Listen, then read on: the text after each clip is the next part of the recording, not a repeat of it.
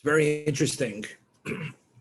What said in the second Mishnah, Shimon HaTzadik, who was of the remnant of the highest men of the high assembly, had said three things.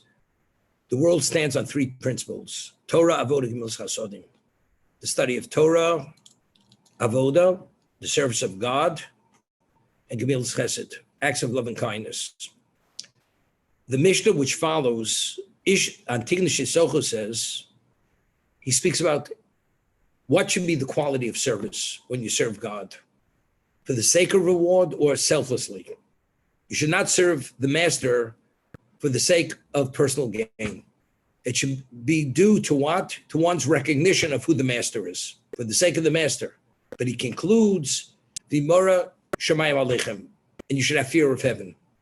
So what he explained was the only way that one is able to serve God without that self-interest, you have to have a sense who God is. What is the ultimate level? There's a positive commandment. You should revere God. You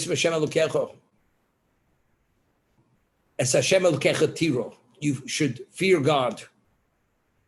What is fear? Is fear of punishment? Or does fear mean reverence? That due to your recognition of who he is, therefore you become negated to his will, because you see and understand and appreciate that serving the master is a privilege, even without reward. Serving the master is the ultimate level of privilege and opportunity. So automatically, that self-interest immediately evaporates. There's no place for that self-interest, because you're so overwhelmed and overtaken and appreciative that you have the privilege to serve him. Therefore, it includes serve the master, not for the sake of personal reward, not for the sake of reward, but how do you do it? How do you achieve that? Unless you have an ongoing level of fear of God, meaning reverence, it's something which is impossible. Because if you don't appreciate God, then you feel you're giving something of yourself.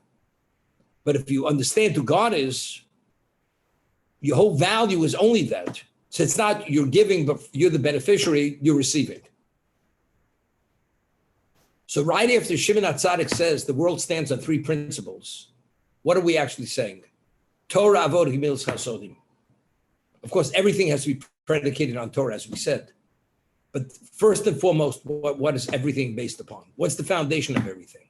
Foundation of everything is Yirah Shamayim, is fear of God, revering God.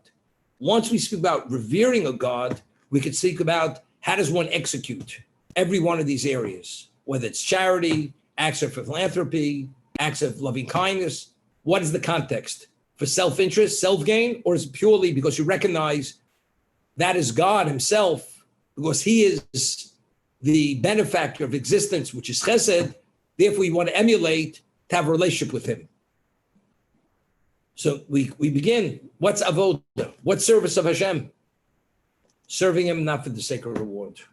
How is that achieved? Yirah Shamayim. Therefore, this is the first thing that's spoken and discussed after we discuss the three principles on which the world stands. Then what do we speak about? We speak about Torah. What is Torah? How does one appreciate and understand? We had said that the Gemara tells us that there was one of Rabbi Akiva's colleagues. His name was Shimon HaMsuni. Shimon HaMsuni, his life's work was dedicated to interpret every S in the Torah. S, Aleph Tov, has no interpretation. What does it connote? It connotes there's an adjunct to whatever's being discussed. S, for instance, he interpreted every S in the Torah to explain what the adjunct was until he came to this verse. It says, Es Hashem Elokecha Tira. You must revere God. And there's something else, an adjunct to that.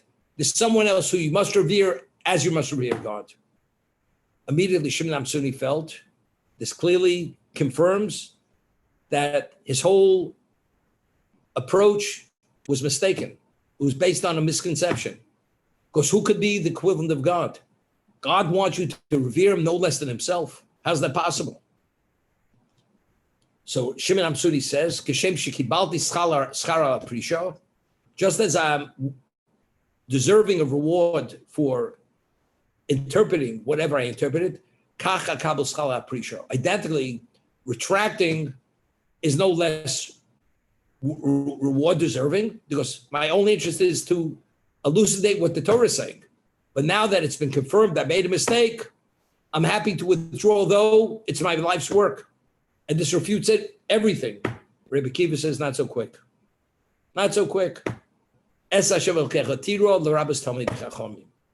God wants you to revere the Talmud Chacham, the Torah sage, the Torah scholar, no less than you revere him.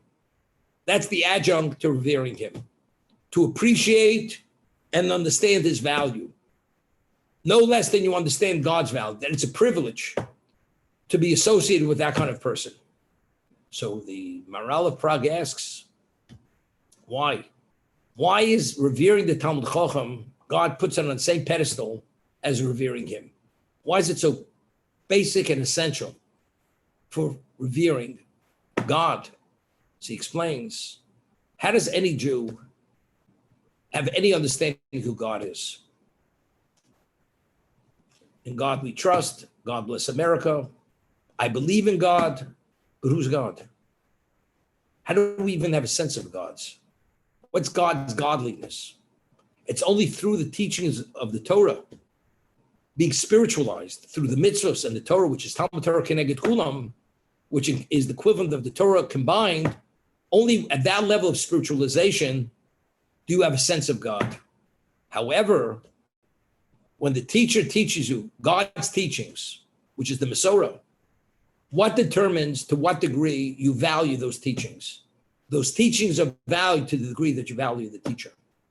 So God says, for you to fully embrace, internalize the teachings of the Talmud Chacham, you have to revere him no less than you revere me. Because only on that level of reverence are you able to achieve a level of internalization, because only then are you going to revere me. Otherwise, it's impossible for you to even have a sense of who I am. This is the Maharal of Prague's explanation.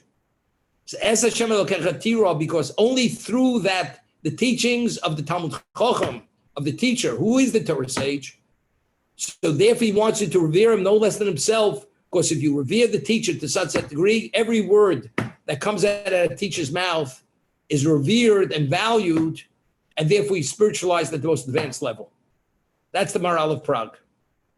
So we see, how does one serve the master?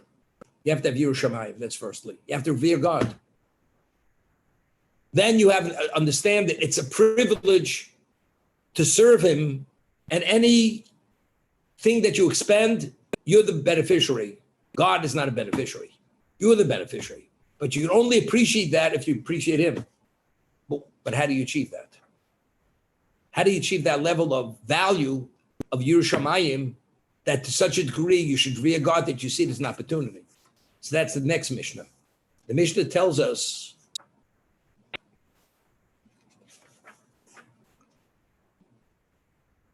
Yossi ben Yoez Ish Tzreida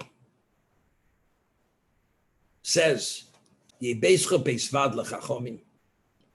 Your home should be a meeting place for Talmidei Chachomim. Normally you say, something. You want to study, you want to have rabbis meet, you meet in the study hall, in the Beis Medrash, not my home. No, your home, what's on the most personal level, your private location, that's what you have. Your home should be the home of the meeting place of Chachomim, meaning you're exposed to who they are. So you're actually putting it to real time by accommodating their needs, providing a location for them, providing food and drink for them. But that's not enough. You should roll in the dust of their feet, meaning you should be negated to them. And by negated to them, that means there's no I in them. By you being negated, now you're impressed by them. Give you an example. Man is a real estate mogul, tycoon. There's no check he can't write. He meets a little rabbi. And you know who this rabbi is? He knows the Talmud. He's going to have a share in the world to come like nobody has. So the mogul who's worth billions of dollars and he could transact deals which are unheard of. He says, I hear. But I could write a check that he can't write. And I'm acknowledged in a way where he's not acknowledged. So does this person in any way appreciate who that Talmud Chacham is? Because everything is what, Might is right. And might is power. Power is money. So how do you get this man to appreciate and understand who this rabbi is? Who this great Torah sage is? Firstly, you have to invite him into your home. And your home becomes his home. It becomes his meeting location. He sits at your $50 million dining room table. And he takes out his books and he studies on your table. And he sits at the head of the table and you sit in the doghouse. That's the reverence you treat him. And then he's getting a little bit of an inkling who this rabbi is. Could you imagine this multi-billionaire? He sees the rabbi, totally dismisses him. All of a sudden he goes to Buckingham Palace and Queen Elizabeth puts him on her throne. So this rich man says, I must have missed something over here.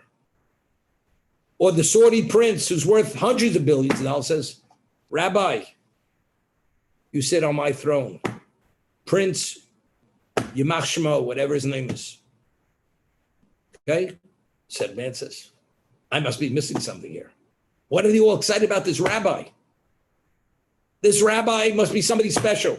He must surpass anything I have and anything I am. So you say, you're beginning to get it a little bit. Now you're beginning to understand. So when you make your home, your fabric on your couch, which you had to send your wife to Paris and get the best designer and the best interior designer to select and create everything in your home. And the rabbi sits on that. And it's like his home.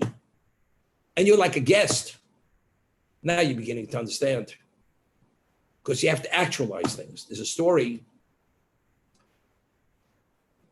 Reb Yecheskel Abramsky Zeich Tzadok Levrocha was one of the leading Torah sages in his time. Passed away in the 60s. He learned B'chavrusa with Panovich Rav in Volozhin. They were colleagues. And he was the head of the London Bezdin for 30 years. And there was a special Jew in London. His name was Sir Isaac Wolfson.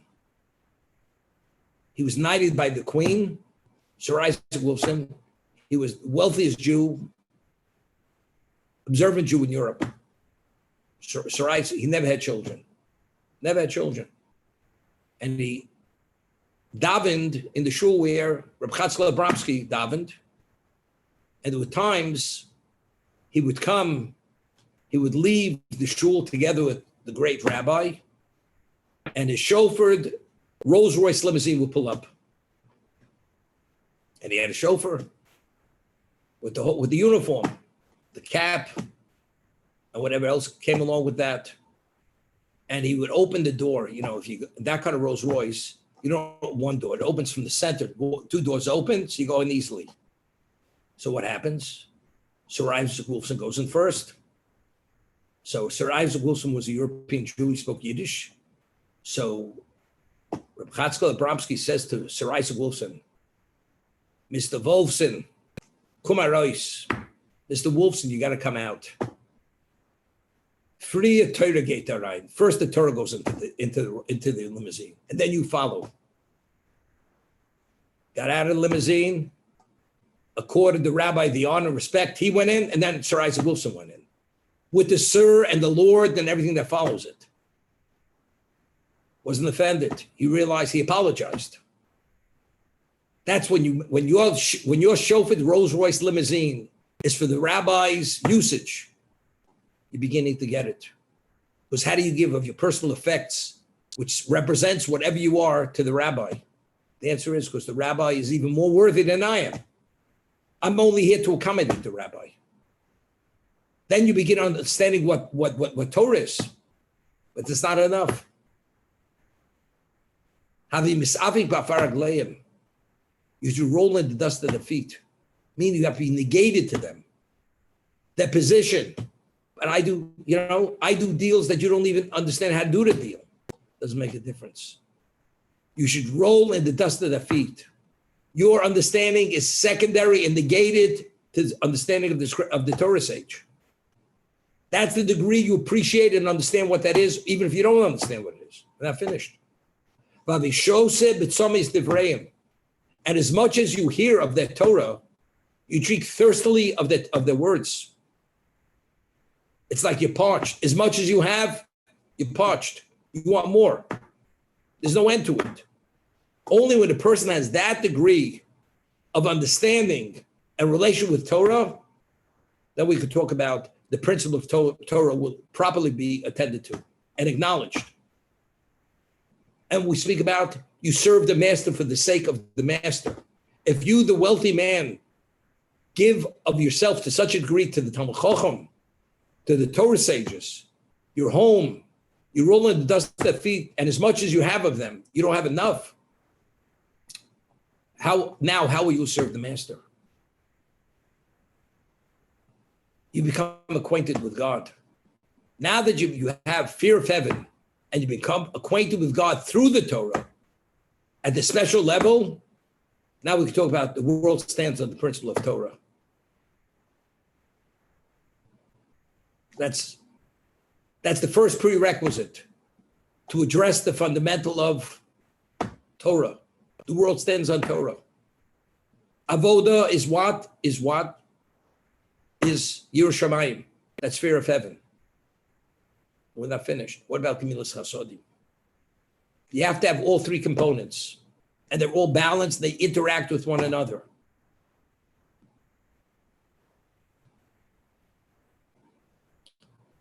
Yossi ben Yochanan Ishu Shalayim Omer.